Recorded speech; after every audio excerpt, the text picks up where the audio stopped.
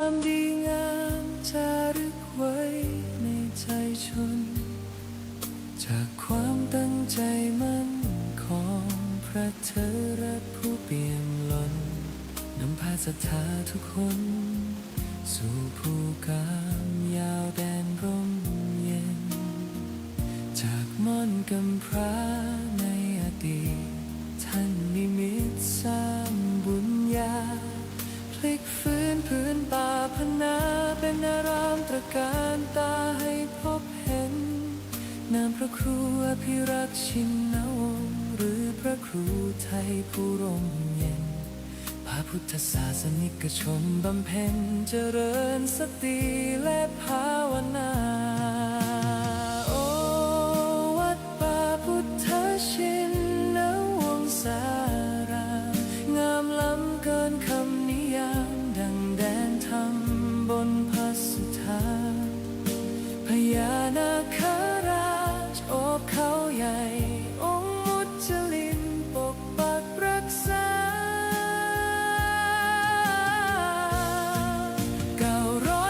909 เมตรตระการตาเลื่องระบินคุ้มครองภัยกราบพระพุทธมหาจักรพรรดิโลกเกวิวรณ์องค์ตระหง่านยิ่งใหญ่ด้วยบารมีพระครูไทยผู้สร้างไว้เป็นศูนย์รวมใจชาวพุทธมูลนิธิพุทธสุวรรณภูมิรวมล้อมรวมความศรัทธาสร้างศูนย์รวมใจล้านนาให้มีที่พึ่งทางใจสูงสุดงานเผยแผ่พระศาสนาท่านทุ่มเทไม่เคยหยุดเพื่อเป็นสถานปฏิบัติวิมุตติจุดแสงสว่างกลางใจคนสัตนาคราชปกปักรักษาแดนธรรมเสียงสวดมนต์เช้าค่ำดังก้องกังวานทุกหนกุศลที่ท่านสรรสร้างยังรากลึกในใจชนเป็นบุญตาบุญกุศลที่ได้มาย่นเยือนพะเยาโอ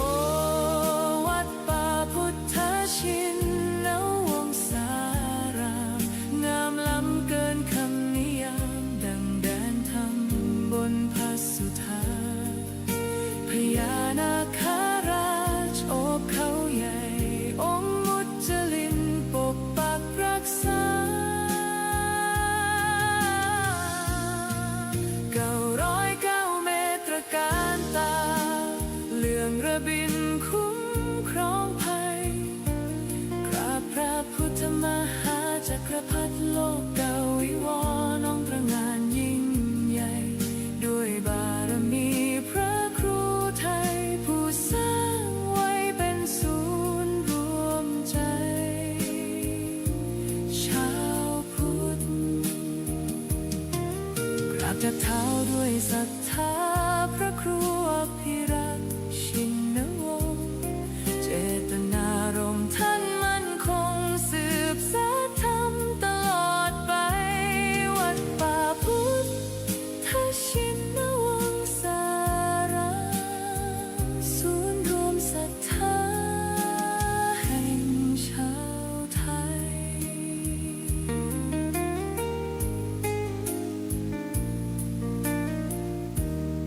จบด้วยเสียงระฆังเบาๆกังวาน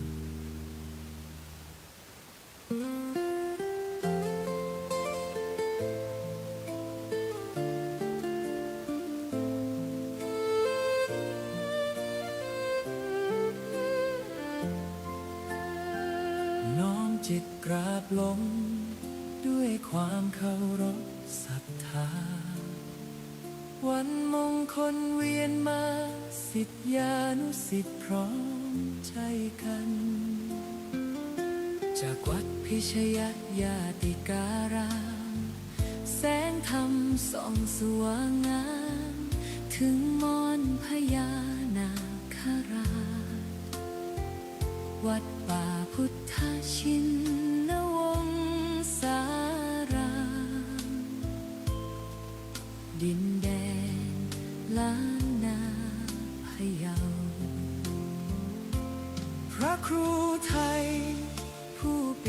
ด้วยความเมตตา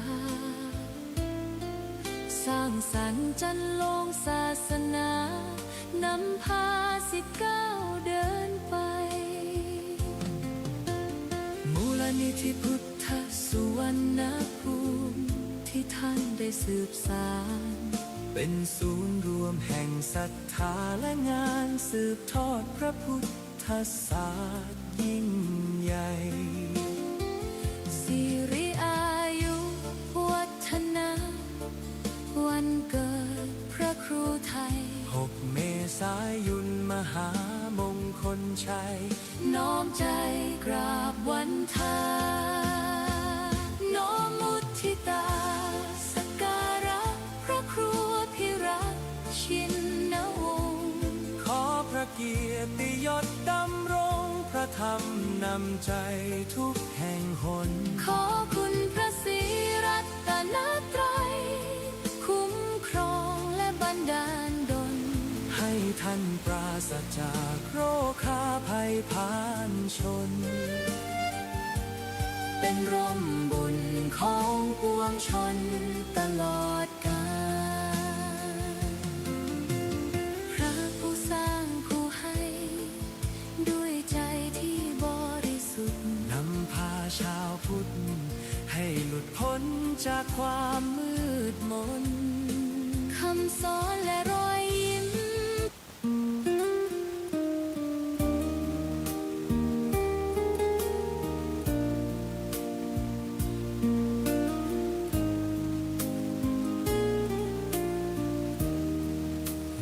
ดินแดนพะเยาเมืองขุนเขาและสายน้ำมีเรื่องราวความดีงามจารึกไว้ในใจชนจากความตั้งใจมั่นของพระเถระผู้เปี่ยมล้นนำพาศรัทธาทุกคนสู่ภูกามยาวแดนร่มเย็นจากม่อนกำพร้าในอดีต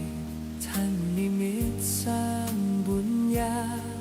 พลิกฟื้นพื้นป่าพนาเป็นอารามตระการตาให้พบเห็นนามพระครูอภิรักษ์ชินวงศ์หรือพระครูไทยผู้ร่มเย็นพระพุทธศาสนิกชนบำเพ็ญเจริญสติและภาวนาชินวงศารางามล้ำเกินคำนิยามดังแดนธรรมบนพระสุธาพญานาคราชโอบเขาใหญ่องค์มุจลินปกปักรักษา909 เมตรการตาเลื่องระบินคุ้มครองภัยพระพุทธมหาจักรพรรดิโลกเกวิวรณ์องค์ตระหง่านยิ่งใหญ่ด้วยบารมีพระครูไทยผู้สร้างไว้เป็นศูนย์รวมใจชาวพุทธมูลนิธิพุทธสุวรรณภูมิรวมล้อมรวมความศรัทธาสร้างศูนย์รวมใจล้านนาให้มีที่พึ่งทางใจสูงสุดงานเผยแผ่พระศาสนาท่านทุ่มเทไม่เคยหยุดเพื่อเป็นสถานปฏิบัติวิมุตติจุดแสงสว่างกลางใจคนสัตนาคราชปกปักรักษาแดนธรรมเสียงสวดมนต์เช้าค่ำดังก้องกังวานทุกหนกุศลที่ท่านสรรสร้างยังรากลึกในใจชนเป็นบุญตาบุญกุศลที่ได้มาย่นเยือนพะเยาโอวัดป่าพุทธชินวงศารางามล้ำเกินคำนิยามดังแดนธรรม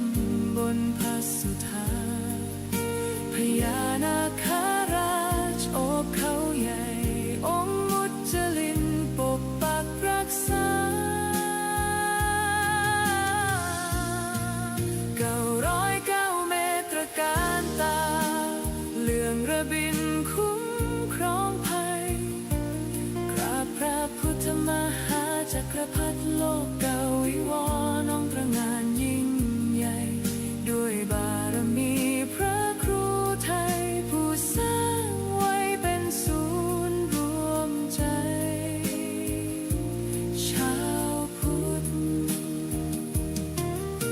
กระเท้าด้วยศรัทธา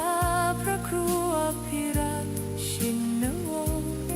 เจตนารมณ์ท่านมั่นคงสืบสานธรรมตลอดไปวัดป่าพุทธชินวงศารามศูนย์รวมศรัทธาแห่งชาวไทย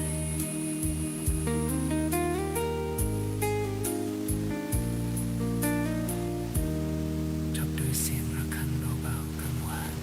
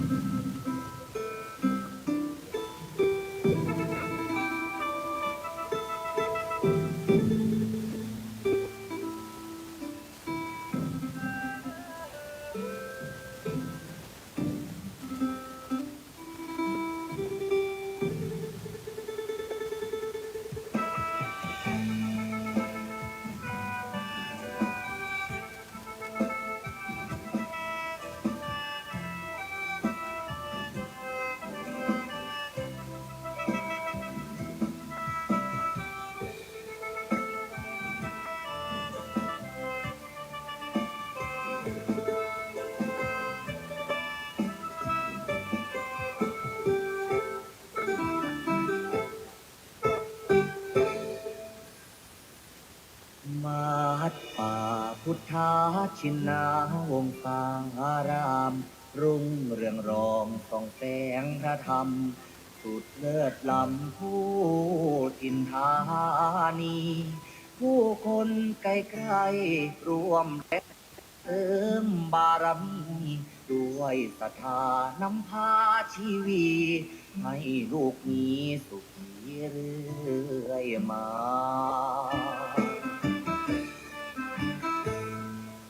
น้อมว่าองค์พระครูอภิรักษ์ชินวงศ์ท่านผู้คอยหนุนนำดำรง จิตจะลงพระศาสนาบุญบารมีศาสตร์ส่องสีปกป้องภารา สั่งสอนธรรมเหล่าปวงศรัทธาเทศนาผลวัดป่าสงสาร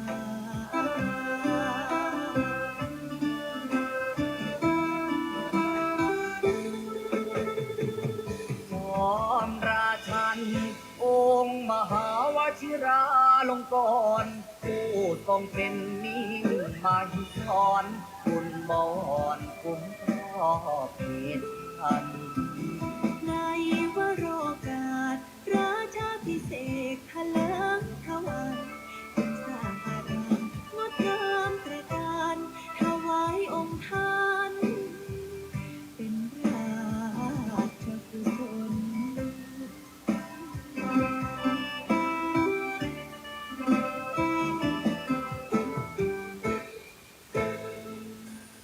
วัดป่าพุทธชินาวงศารามกงเกิดไกรแส่สองเลือนามทั่วเขตขามต่างทายยินยนต์ศูนย์รวมจิตใจ สุดเลื่อมใสในดวงกมลของศรัทธาเหล่าสาธุชน สุขเลิศล้นบ่มีใดปาน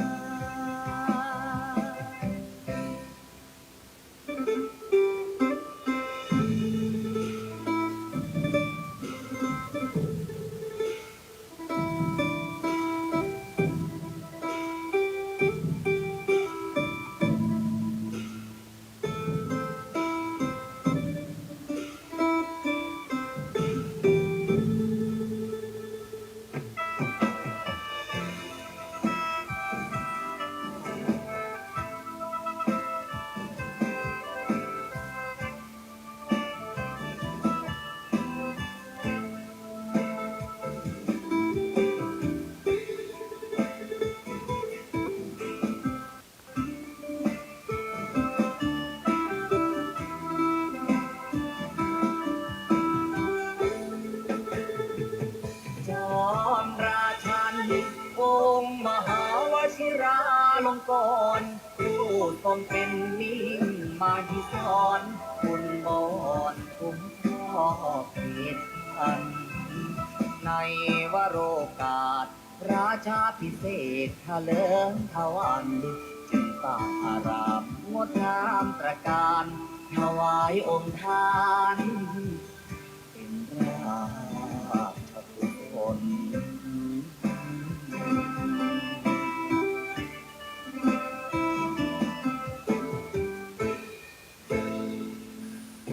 ถึง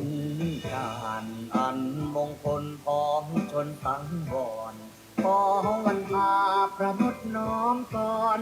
กราบวิงวอนอ้อนอธิษฐานพระบารมีรุ่งเรืองสีนั้นจงบันดาลสิ่งศักดิ์สิทธิ์ทั่วถิ่นสถานโปรดช่วยประทาน โลกนั้นร่มเย็น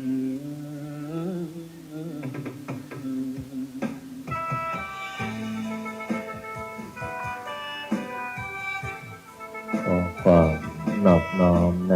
พระรัตนตรัยอันมีคุณพระพุทธคุณพระธรรมคุณพระสงฆ์ขอถวายความอาลัยในหลวงพ่อเจ้าประคุณสมเด็จพระพุทธชินวงศ์องค์อดีตเจ้าวาดวัดพิชยญาติการาม ขอโอกาสและถวายความเคารพในพระมหาเถรานุเถระเพื่อนกัลยาณมิตรเพื่อนกัลยาณธรรมทุกรูปทุกท่านขอความสุขความสวัสดีจงบังเกิดมีแก่ญาติโยมญาติธรรมโลกหลานหม่นมหาจักรพรรดิทุกท่านทุกคนที่ได้มาพร้อมจิตตั้งใจในการสวดมนต์และก็ขออนุโมทนาเอาละต่อจากนี้ขอให้พวกเราพร้อมจิตตั้งใจสวดมนต์ในวันนี้ได้พร้อมเพรียงกันพุทธังชีวิตังเมปุเชมิธัมมังชีวิตังเมปุเช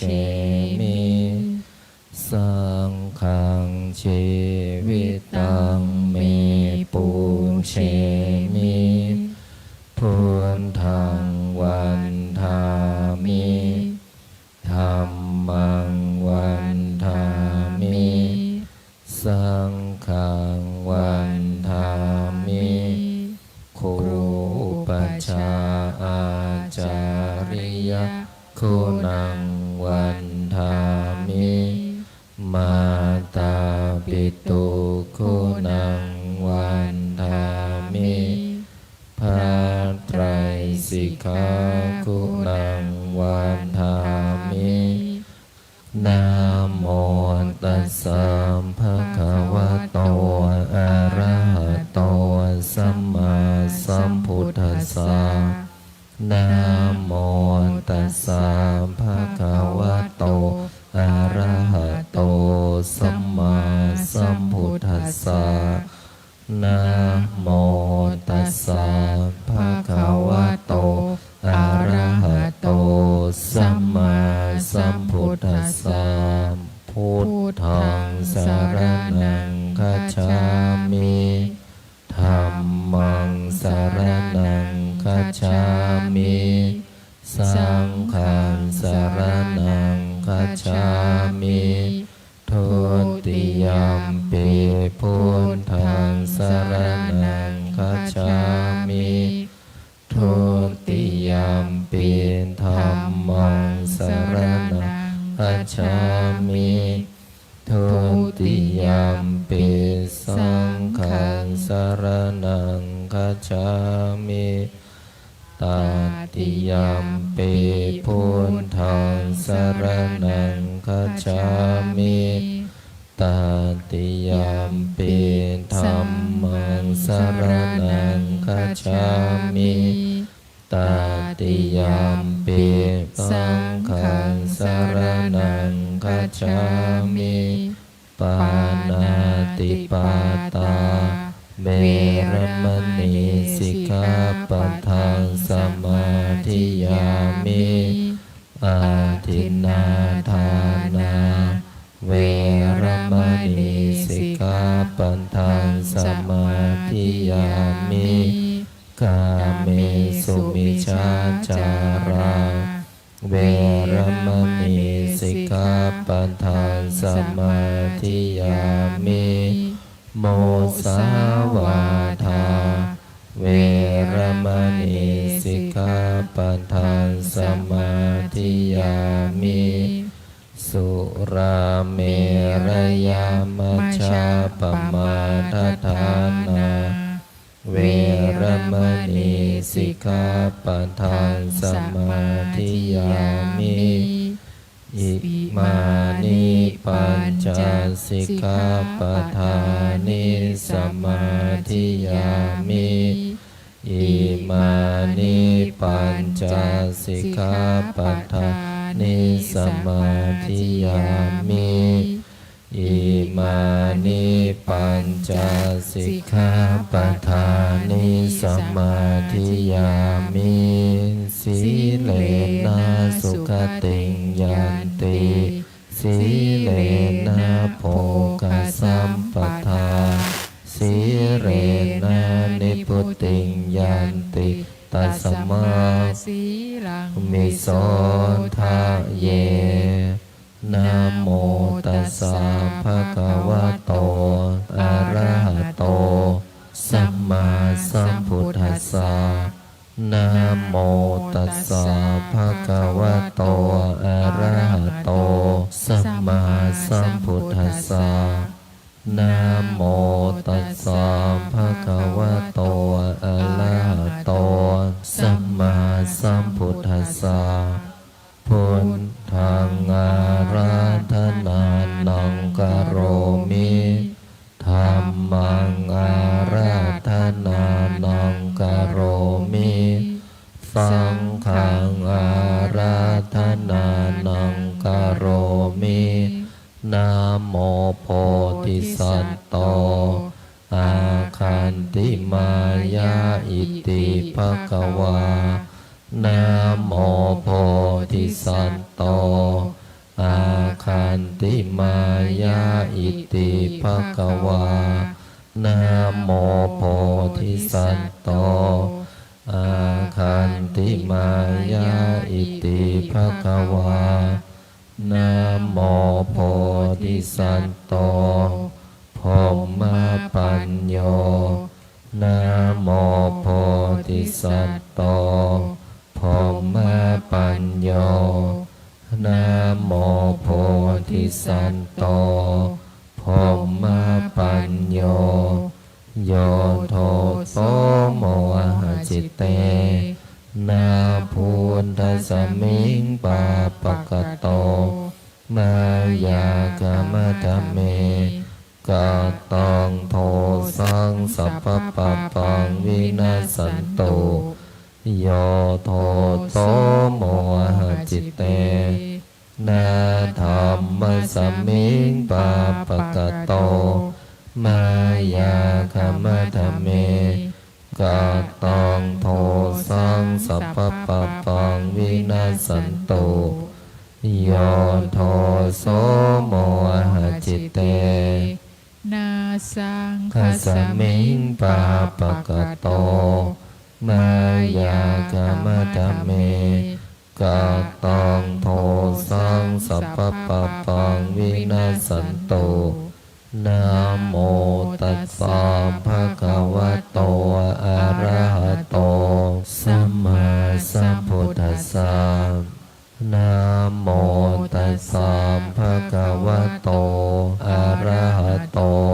สัมมาสัมพุทธัสสะนะโมตัสสะภะคะวะโตอะระหะโตสัมมา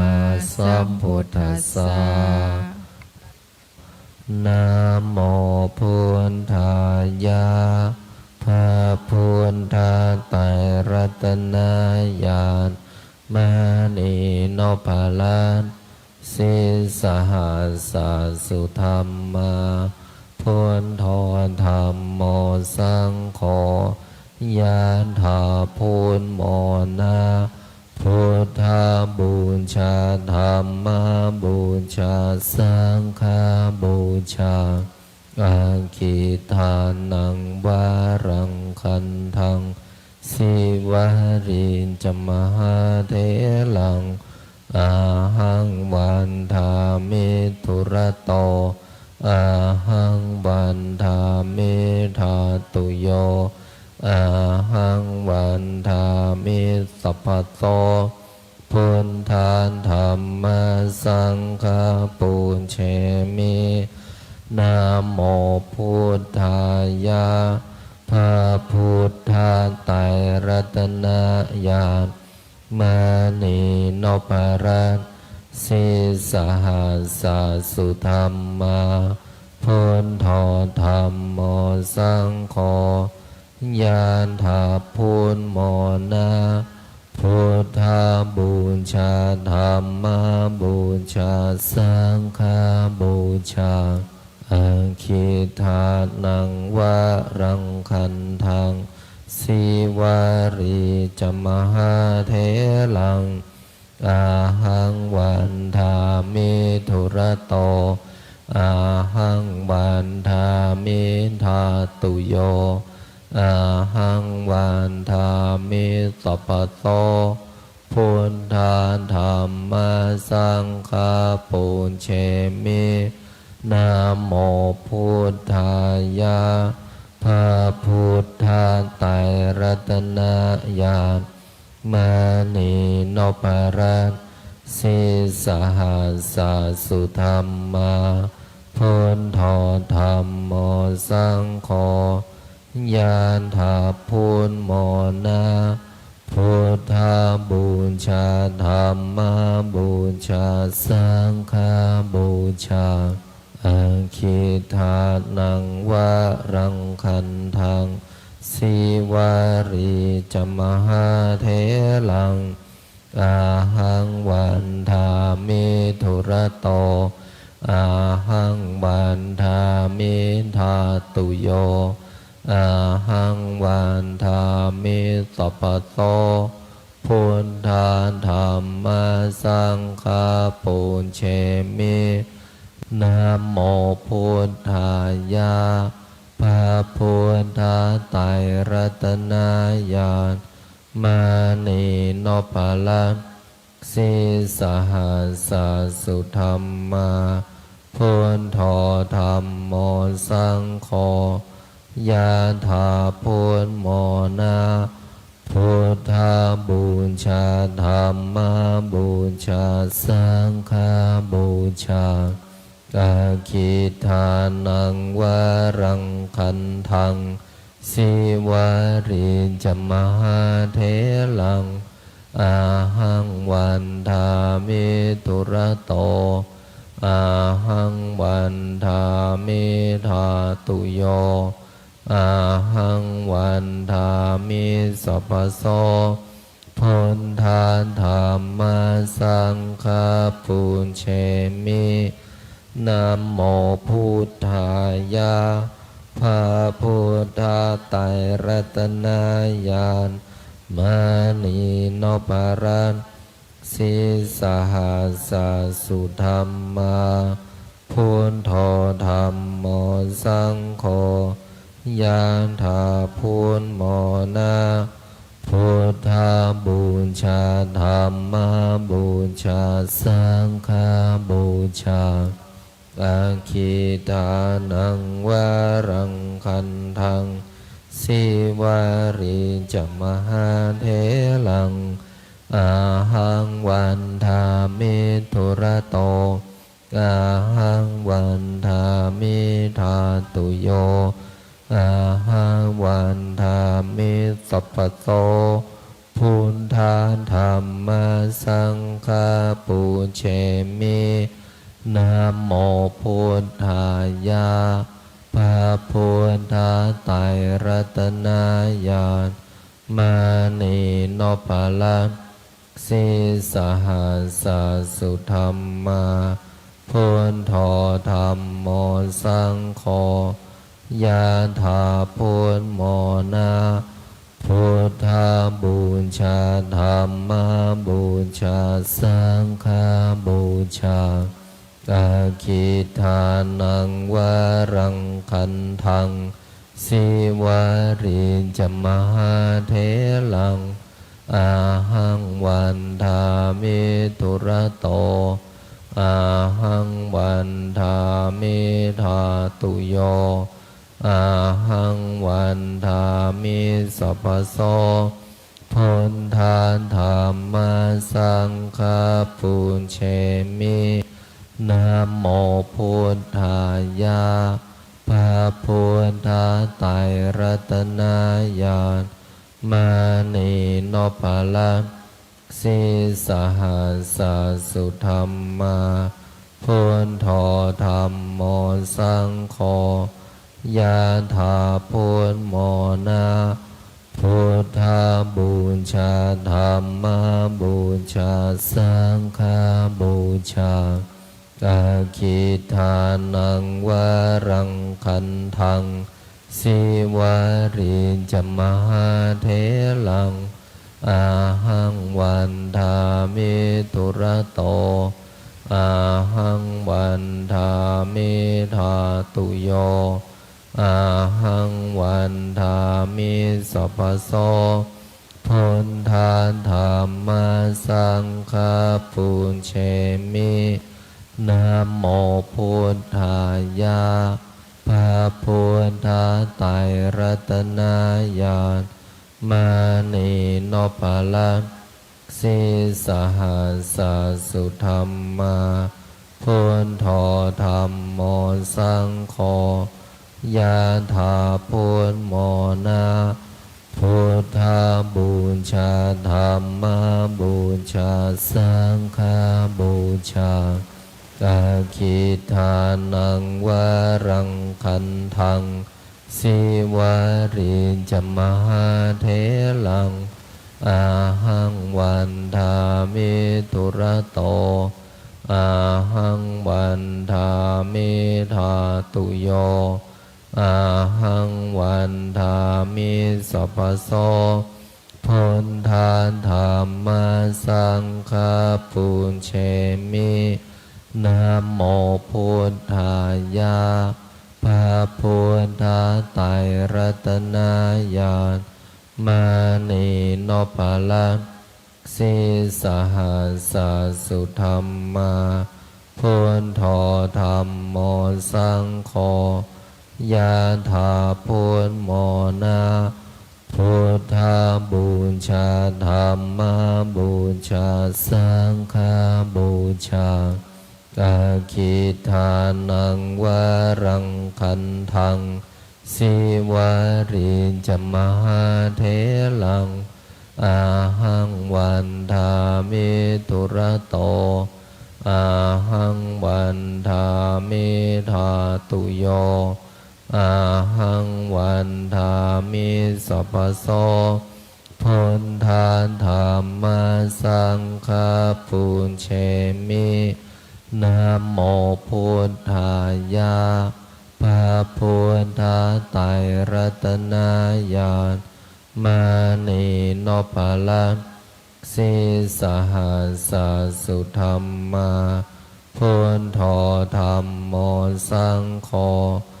ยะถาพุทโมนะพุทธาบูชาธัมมาบูชาสังฆาบูชา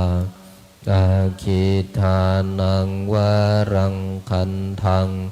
สิวาริจมหาเถลังอาหังวันทามิตุระโตอาหังวันทามิธาตุโยอาหังวันทามิสัพพโสพุทธาธัมมาสังฆาปุญเชมินะโมพุทธายะพระพุทธไตรรัตนญาณมานีนพลักสิสหัสสุธรรมา พุทโธธัมโมสังโฆยะถาพุทโมนะพุทธาบูชาธัมมาบูชาสังฆาบูชาอาคิทานังวารังคันทังสิวาริจมหาเถลังอาหังวันทามิตุระโตอาหังวันทามิธาตุโยอาหังวันทามิสัพพโสพุทธาธัมมาสังฆาปุญเชมินะโมพุทธายะพระพุทธไตรรัตนญาณมานีโนภลังสิสหัสสุธรรมาพุทโธธัมโมสังโฆยะถาพุทโมนะพุทธาบูชาธัมมาบูชาสังฆาบูชาอาคิทานังวารังคันทังสิวาริจมหาเถลังอาหังวันทามิตุระโตอาหังวันทามิธาตุโยอาหังวันทามิสัพพโสพุทธาธัมมาสังฆาปุญเชมินะโมพุทธายะพระพุทธไตรรัตนญาณมานีโนภลังสิสหัสสุธรรมาพุทโธธัมโมสังโฆยะถาพุทโมนะพุทธาบูชาธัมมาบูชาสังฆาบูชาอาคิทานังวารังคันทังสิวาริจมหาเถลังอาหังวันทามิตุระโตอาหังวันทามิธาตุโยอาหังวันทามิสัพพโสพุทธาธัมมาสังฆาปุญเชมินะโมพุทธายะพระพุทธไตรรัตนญาณมานีโนภลังสิสหัสสุธรรมาพุทโธธัมโมสังโฆยะถาพุทโมนะพุทธาบูชาธัมมาบูชาสังฆาบูชาอาคิทานังวารังคันทังสิวาริจมหาเถลังอาหังวันทามิตุระโตอาหังวันทามิธาตุโยอาหังวันทามิสัพพโสพุทธาธัมมาสังฆาปุญเชมินะโมพุทธายะพระพุทธไตรรัตนญาณมานีโนภลังสิสหัสสุธรรมาพุทโธธัมโมสังโฆยะถาพุทโมนะพุทธาบูชาธัมมาบูชาสังฆาบูชาอาคิทานังวารังคันทังสิวาริจมหาเถลังอาหังวันทามิตุระโตอาหังวันทามิธาตุโยอาหังวันทามิสัพพโสพุทธาธัมมาสังฆาปุญเชมินะโมพุทธายะพระพุทธไตรรัตนญาณมานีโนภลังสิสหัสสุธรรมา พุทโธธัมโมสังโฆยะถาพุทโมนะพุทธาบูชาธัมมาบูชาสังฆาบูชาอาคิทานังวารังคันทังสิวาริจมหาเถลังอาหังวันทามิตุระโตอาหังวันทามิธาตุโยอาหังวันทามิสัพพโสพุทธาธัมมาสังฆาปุญเชมินะโมพุทธายะพระพุทธไตรรัตนญาณมานีโนปะละสิสหัสสุธรรมาพุทโธธัมโมสังโฆยะถาพุทโมนะพุทธาบูชาธัมมาบูชาสังฆาบูชาอาคิทานังวารังคันทังสิวาริจมหาเถลังอาหังวันทามิตุระโตอาหังวันทามิธาตุโยอาหังวันทามิสัพพโสพุทธาธัมมาสังฆาปุญเชมินะโมพุทธายะพระพุทธไตรรัตนญาณมานีโนปะละสิสหัสสุธรรมาพุทโธธัมโมสังโฆยะถาพุทโมนะพุทธาบูชาธัมมาบูชาสังฆาบูชาอาคิทานังวารังคันทังสิวาริจมหาเถลังอาหังวันทามิตุระโตอาหังวันทามิธาตุโยอาหังวันทามิสัพพโสพุทธาธัมมาสังฆาปุญเชมินะโมพุทธายะพระพุทธไตรรัตนญาณมานีโนปะละสิสหัสสุธรรมาพุทโธธัมโมสังโฆยะถาพุทโมนะ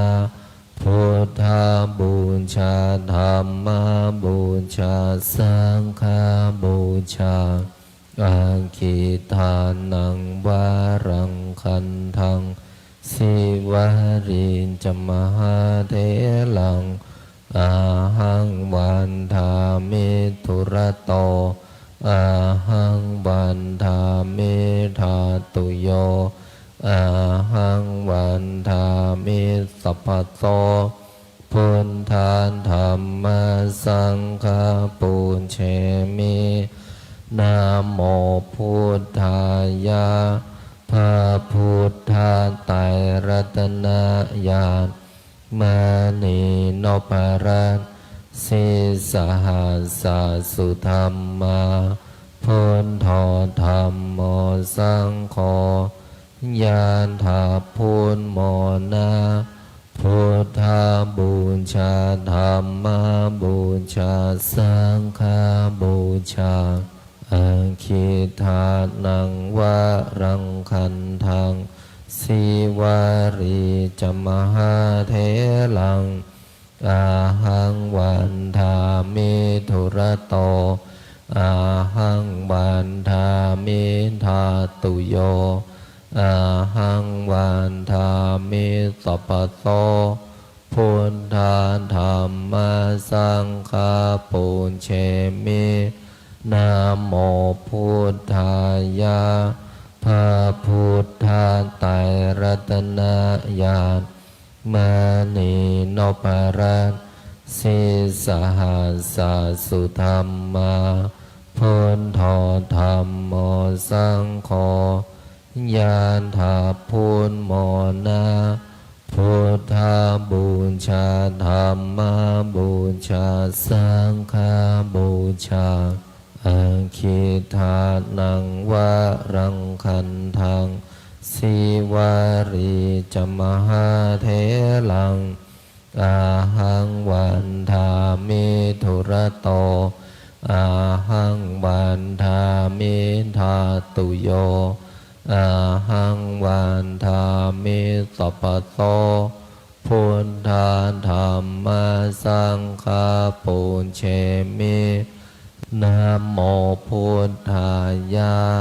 พระพุทธไตรรัตนญาณมานีโนปะละสิสหัสสุธรรมาพุทโธธัมโมสังโฆยะถาพุทโมนาพุทธาบูชาธรรมบูชาสังฆ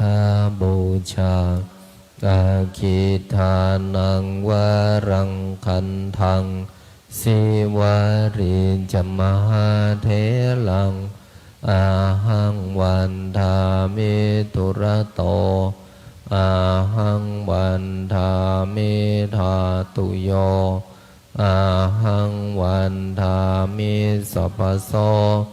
พุทธาธัมมาสังฆาปุญเชมินะโมพุทธายะพระพุทธไตรรัตนญาณมานีโนปะระสิสหัสสุธรรมาพุทโธธัมโม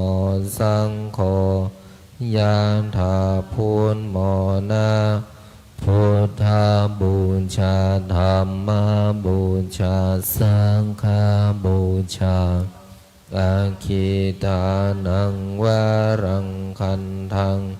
สิวาริจมหาเทลังอาหังวันทามิทุระโตอาหังวันทามิทาตุโย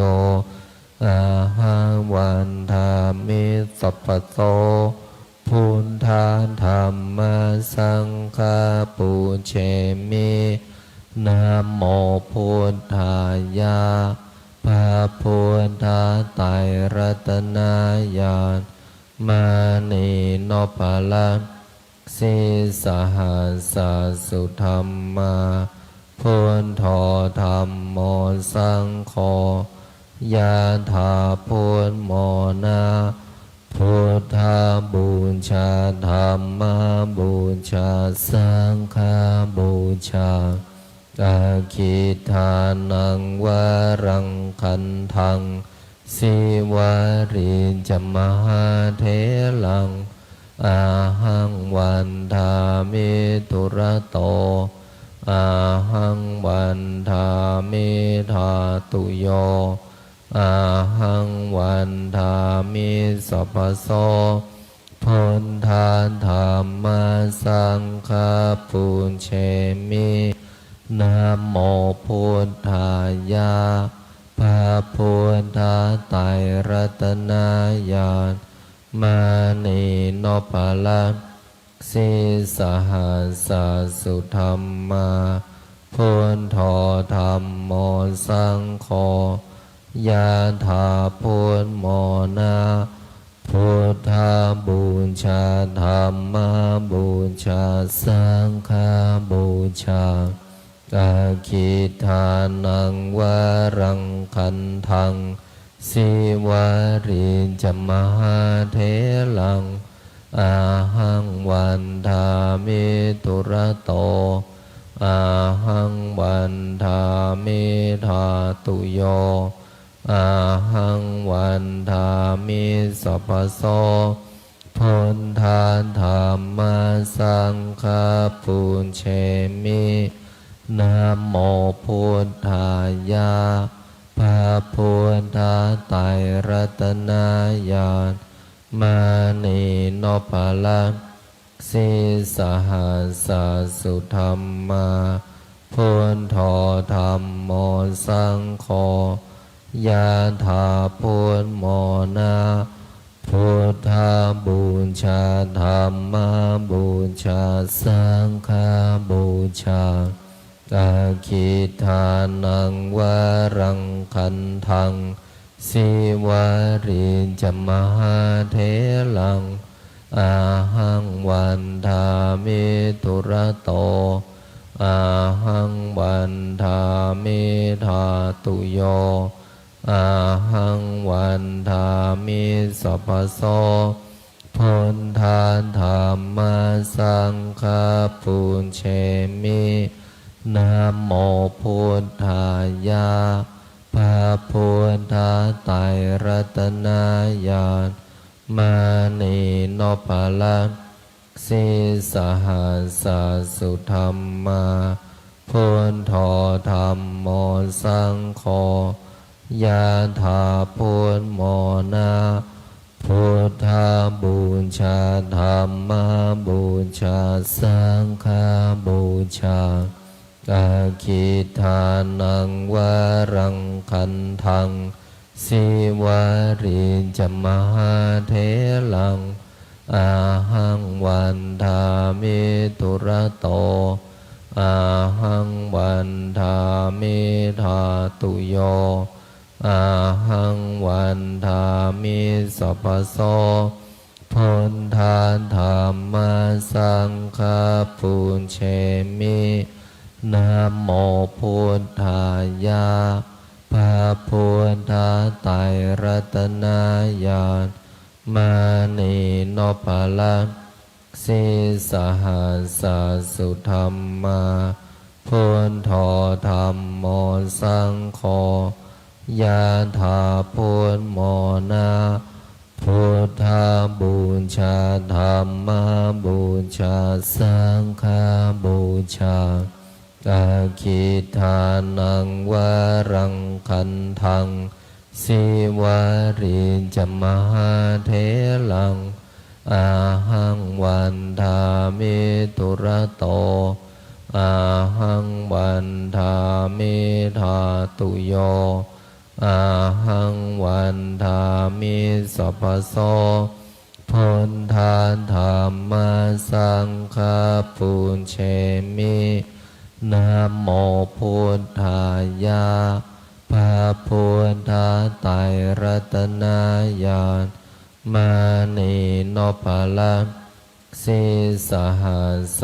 สุธรรมาพุทโธธัมโมสังโฆยะถาพุทโมนะพุทธบูชาธัมมบูชาสังฆบูชาอาคิทานังวรังคันทัง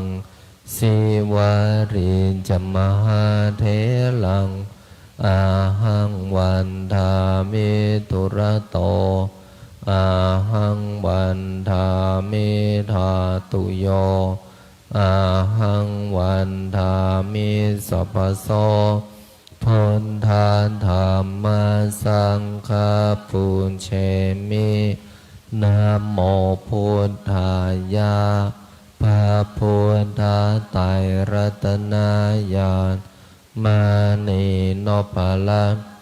สิสหัสสุธรรมาพุทโธธัมโมสังโฆ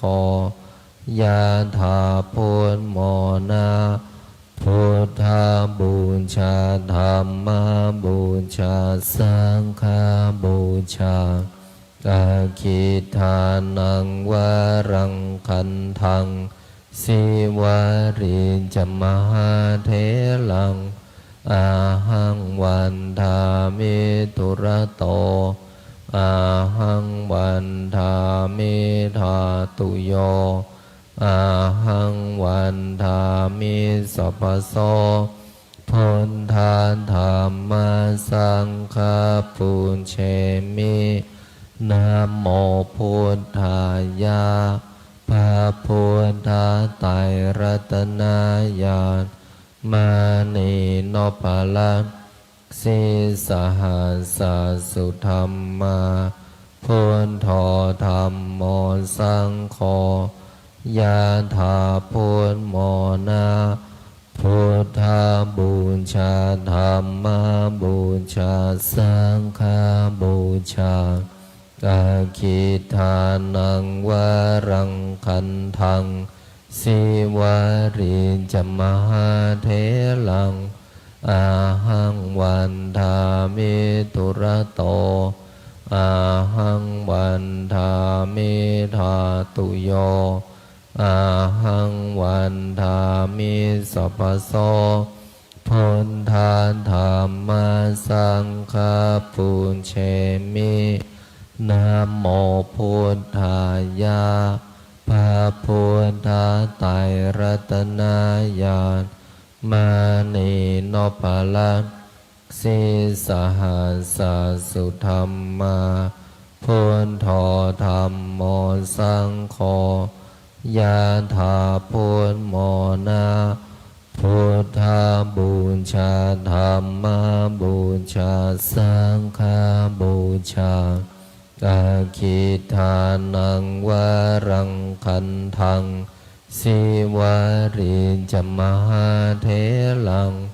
อาหังวันทามิตุระโตอาหังวันทามิธาตุโยอาหังวันทามิสัพพโสพุทธาธัมมาสังฆาปุญเชมินะโมพุทธายะพระพุทธไตรรัตนญาณมานีโนภลังสิสหัสสุธรรมาพุทโธธัมโมสังโฆยะถาพุทโมนะพุทธาบูชาธัมมาบูชาสังฆาบูชาอาคิทานังวรังคันทังสิวาริจมหาเถลังอาหังวันทามิตุระโต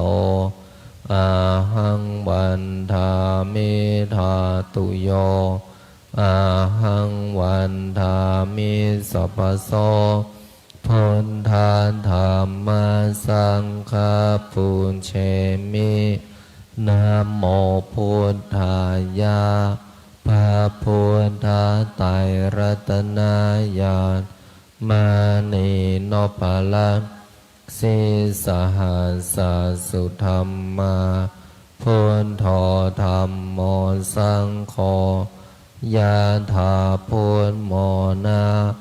พุทธาบูชาธัมมาบูชาสังฆาบูชา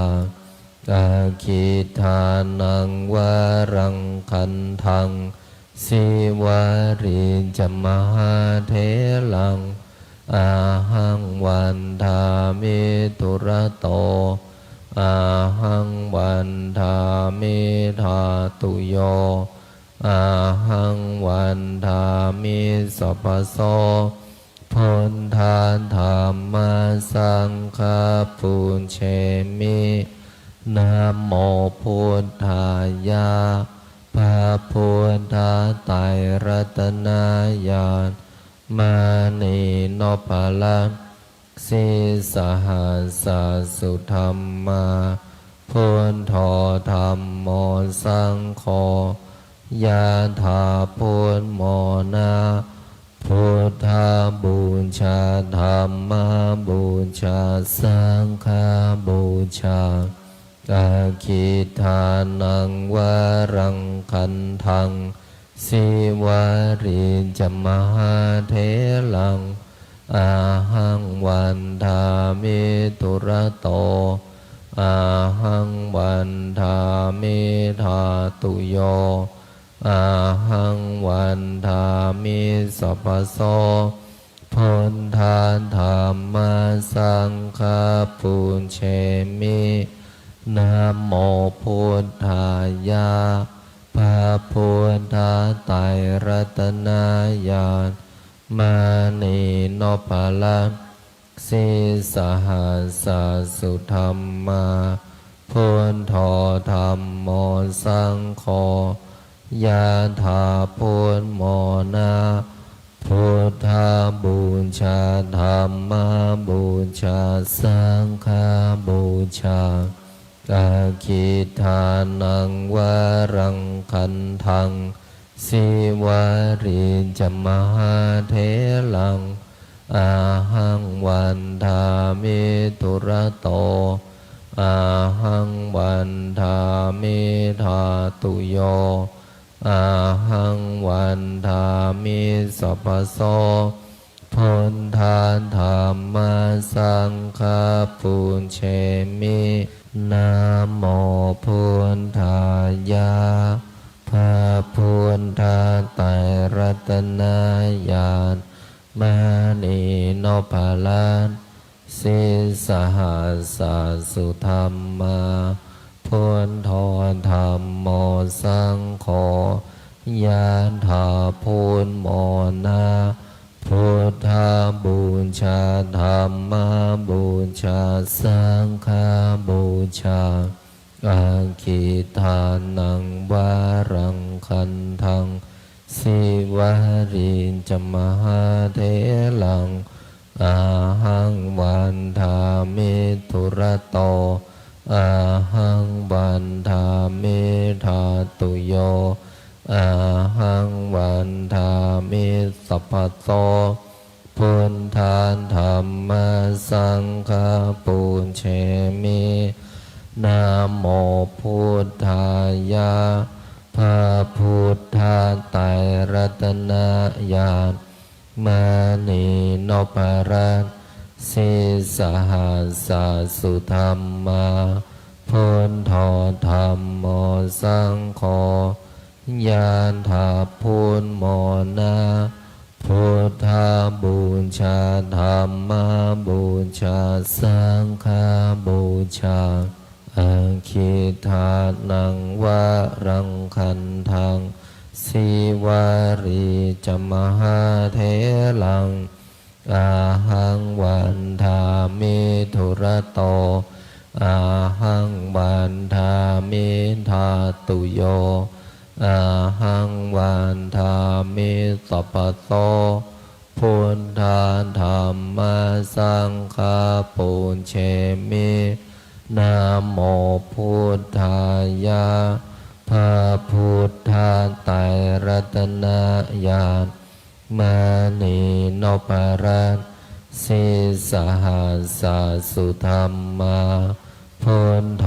ธัมโมสังโฆยะถาพุทโมนะพุทธาบูชาธัมมาบูชาสังฆาบูชาอาคิทานังวารังคันทังสิวาริจมหาเถลังอาหังวันทามิตุระโตอาหังวันทามิธาตุโยอาหังวันทามิสัพพโสพุทธาธัมมาสังฆาปุญเชมินะโมพุทธายะพระพุทธไตรรัตนญาณมณีโนภาลันสิสหัสสสุธรรมาพุทโธธัมโมสังโฆยะถาพุทโมนะพุทธาบูชาธัมมาบูชาสังฆาบูชาอาคิทานังวารังคันทังสิวาริจมหาเถลังอาหังวันทามิตุระโตอาหังวันทามิธาตุโยอาหังวันทามิสัพพโสพุทธาธัมมาสังฆาปุญเชมินะโมพุทธายะพระพุทธไตรรัตนญาณมณีโนภาลันสิสหัสสสุธรรมา พุทโธธัมโมสังโฆยะถาพุทโมนะพุทธาบูชาธัมมาบูชาสังฆาบูชาอาคิทานังวารังคันทังสิวาริจมหาเถลังอาหังวันทามิทุระโตอาหังวันทามิธาตุโยอาหังวันทามิสัพพโตพุทธาธัมมาสังฆาปุเชมินะโมพุทธายะพระพุทธไตรรัตนญาณมานีโนภลังสิสหัสสุธรรมาพุทโธธัมโมสังโฆยะถาพุทโมนะพุทธาบูชาธัมมาบูชาสังฆาบูชาอาคิทานังวารังคันทังสิวาริจมหาเถลังอาหังวันทามิทุระโตอาหังวันทามิธาตุโยอาหังวันทามิสัพพโสพุทธาธัมมาสังฆาปุเชมินะโมพุทธายะพระพุทธไตรรัตนญาณมานีโนภลังสิสหัสสุธรรมาพุทโธธัมโมสังโฆยะถาพุทโมนะพุทธาบูชาธัมมาบูชาสังฆาบูชาอาคิทานังวารังคันทังสิวาริจมหาเถลังอาหังวันทามิทุระโตอาหังวันทามิธาตุโยอาหังวันทามิสัพพโตพุทธาธัมมาสังฆาปุเชมิ ขอน้อมกราบอาราธนาบารมีรวมหลวงปู่ทวดหลวงปู่ดู ขอหลวงปู่ได้โปรดเมตตาอาราธนาบารมีรวมองค์สมเด็จพระสัมมาสัมพุทธเจ้าองค์ปฐมบรมมหาจักรพรรดิในอดีตจนถึงองค์ปัจจุบันไปอนาคตขอน้อมกราบอาราธนาบารมีรวมพระปัจเจกพุทธเจ้าพระโพธิสัตว์พระธรรมและพระอริยสงฆ์ทั้งหลายขอบารมีรวมหลวงปู่ทวดหลวงปู่ดูเป็นที่สุดขอน้อมกราบอาราธนาบารมีทั้งหมดทั้งมวลแผ่บุญผ่านรูปนามของข้าพเจ้าไปทั่วภพภูมิต่างๆทั้งหลายทั่วทั้งสามแดนโลกธาตุอันประกอบไปด้วยเทพ6 ชั้นพรหม20 ชั้นเทพพรหมทุกชั้นฟ้ามหาสมุทรทั่วทั้ง10,000,000 โกฏจักรวาลเทพพรหมเทวาที่เกี่ยวพันเกี่ยวข้องกับหลวงปู่ทวดหลวงปู่ดูหลวงตาม้าพระอาจารย์พระครูไทยเทพพรหมเทวาที่เกี่ยวพันเกี่ยวข้องกับหลวงพ่อเจ้าประคุณสมเด็จพระพุทธชินวงศ์องค์อดีตเจ้าอาวาสวัดพิชัยญาติเทพพรหมเทวาที่เกี่ยวพันเกี่ยวข้องกับข้าพเจ้าโดยตั้งแต่อดีตจนถึงปัจจุบันและอนาคตท่านปู่พระอินทร์เจ้าฟ้าท่านท้าวจตุมหาราชทั้งสี่พญายมราชพร้อมบริวารพระศรีสยามเทวาธิราชทุกพระองค์วีรกษัตริย์วีรบุรุษ วีรสตรีทั้งหลาย ที่คอยปกป้องรักษาแผ่นดินสยาม เหล่าทหารกล้าทั้งหลาย โอปาติกะทั้งหลาย พระฤาษีและดาบททั้งหลาย ศาลเจ้าพ่อหลักเมืองทุกจังหวัด พระเสื้อเมือง พระทรงเมือง พระสยามเทวาธิราช แม่พระธรณี แม่พระคงคา แม่พระโพธิ์ศพพญายมราชพร้อมบริวาร หลวงตาอ๋อยพร้อมบริวารพญาครุฑพญานาคพร้อมบริวาร องค์ปู่ท้าวเวสสุวรรณพร้อมบริวาร เจ้าที่เจ้าทาง เจ้าปู่แสงจันทร์เจ้าย่ามณีจันทร์พร้อมบริวาร องค์เสด็จปู่พญางูเผือกพร้อมบริวาร องค์ปู่สัตนาคราชพญามุจลินพร้อมบริวาร องค์เจ้าปู่เจ้าย่านาคีนาคาทั้งสี่ตระกูลทั้ง9พระองค์พร้อมบริวาร องค์ปู่สุวรรณนาคราช เจ้าย่าแก้วคำกองนาคินีพร้อมบริวารแผ่ไปยังองค์ปู่วิรูปักโขนาคราช เจ้าย่านพเกตนาคินีพร้อมบริวาร องค์ปู่ทุมสิขีนาคราช พระแม่โสมานาคเทวี เจ้าย่าจามเทวีพร้อมบริวาร องค์พ่อขุนงำเมือง องค์พ่อขุนเจืองธรรมมิกราชพร้อมบริวาร คนทัน ชาวป่าหิมพานต์ชาวลับแลและชาวเมืองบังบททั้งหลาย สิ่งศักดิ์สิทธิ์ในสถานที่อันศักดิ์สิทธิ์ทั้งหลายที่ข้าพเจ้าได้เคยไปอธิษฐานไว้ ขอหลวงปู่ได้โปรดเมตตา น้อมนำท่านทั้งหลาย มาร่วมโมทนาพร้อมกันกับพวกข้าพเจ้าณการณบัดนี้ น้อมหลวงปู่แผ่บุญ ผ่านรูปนามของข้าพเจ้า ไปยังทุกรูปลักษณ์ที่อยู่ในวัดป่าพุทธชินวงศารามแห่งนี้ รูปลักษณ์หลวงปู่รูปลักษณ์พุทธธรรมสังฆะและรูปลักษณ์เทพพรหมเทวาทั้งหมด แผ่ไปไม่มีประมาณ ไม่มีกลางวัน ไม่มีกลางคืน แผ่ไปอัตโนมัติ ตลอดการเวียนว่ายตายเกิดของข้าพเจ้าทุกภพทุกชาติ น้อมหลวงปู่เมตตา ครอบวิมานแก้ว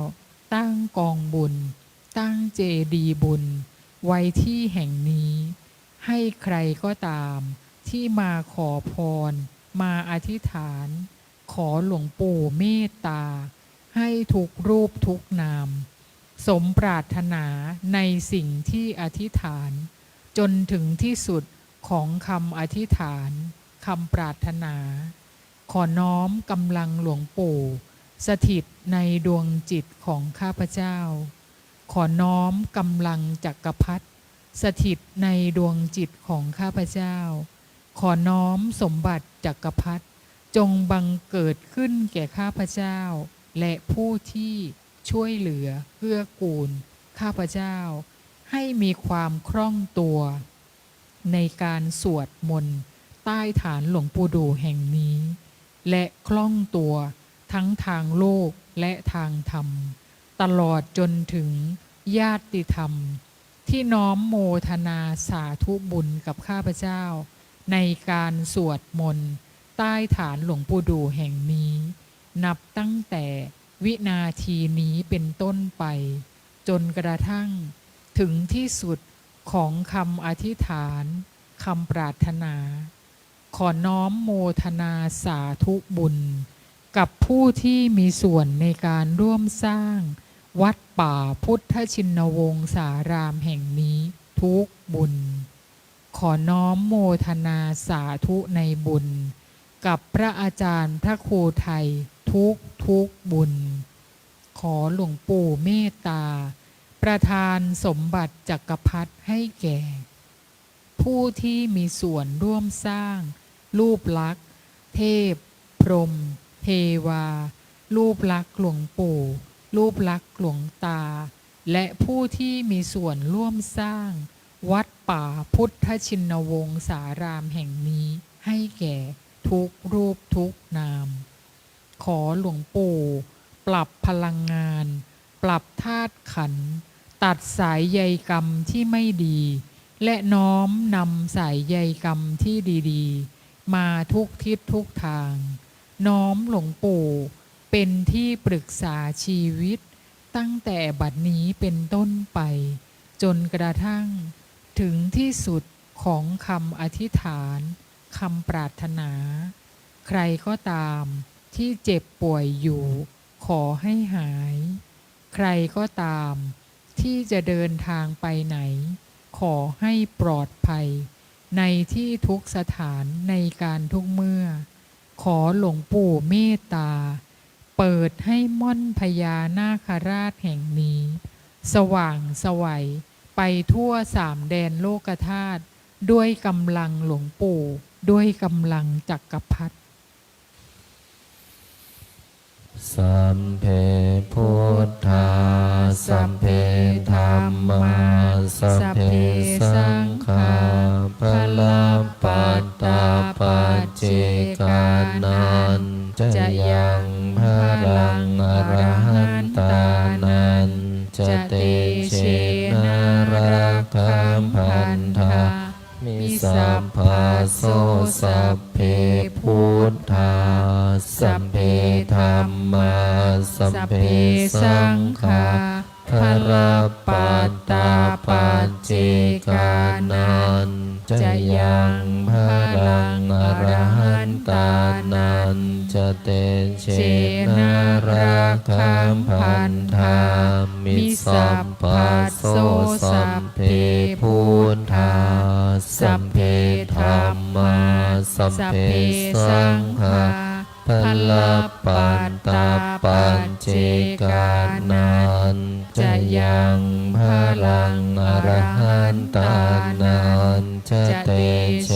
นะระคัมพันธามิสัมภะโสพุทธังอธิษฐามิธัมมังอธิษฐามิสังฆังอธิษฐามิ ขออำนาจบุญกุศลที่เกิดจากการสวดมนต์บทมหาจักรพรรดิบุญใดกุศลใดที่สำเร็จแล้วจงประสิทธิประทานพรให้ลูกหลานมนต์มหาจักรพรรดิทุกท่านทุกคนจงมีแต่ความสุขความเจริญนึกคิดทำปรารถนาสิ่งใดขอให้สิ่งนั้นพันสำเร็จสมความปรารถนาทุกประการอีกทั้งขอให้ทุกคนอย่าอดอย่าอยากอย่ายากอย่าจนให้มั่งให้มีให้ร่ำให้รวยมีเงินมีทองเหลือกินเหลือเก็บเหลือใช้มีสุขภาพร่างกายที่แข็งแรงมีอายุขัยที่ยืนยาวถึง100 ปีทุกท่านทุกคนเทินสาธุ ขออนุโมทนากราบลาพระรัตนตรัยได้พร้อมเพียงกัน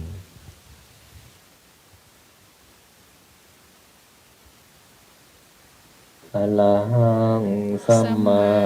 สัมพุทโธภะคะวาพุทธังภะคะวันตังอะภิวาเทมิสวากขาโตภะคะวะตาธัมโมธัมมังนามัสสามิสุปฏิปันโนภะคะวะโตสาวกสังโฆสังฆนามามิ ขอน้อมโมทนาสาธุบุญกับทุกท่านนะคะ สาธุ